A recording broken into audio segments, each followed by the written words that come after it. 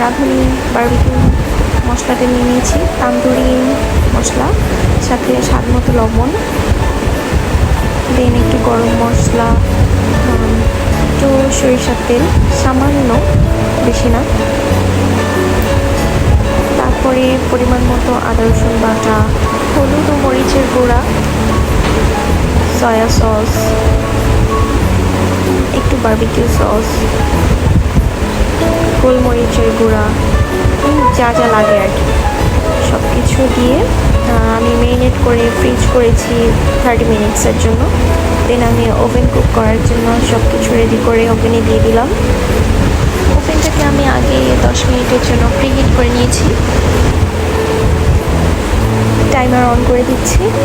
200 degree সেলসিয়াসে 30 to 35 minutes oven cook করেছি।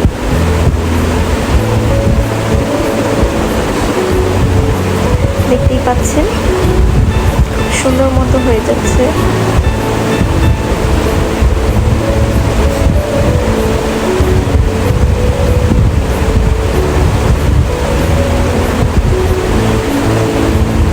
ভিতরে এবং বাইরে সব দিকেই পারফেক্টলি হয়েছে।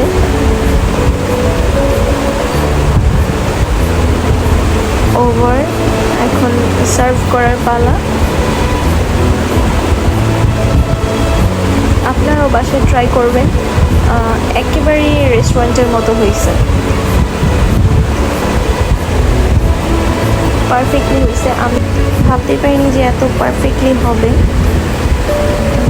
মাশাআল্লাহ সব কিছুই ঠিকঠাক ছিল। আমি ফার্স্ট টাইম ওভেনে চিকেন কাবাব করলাম, সো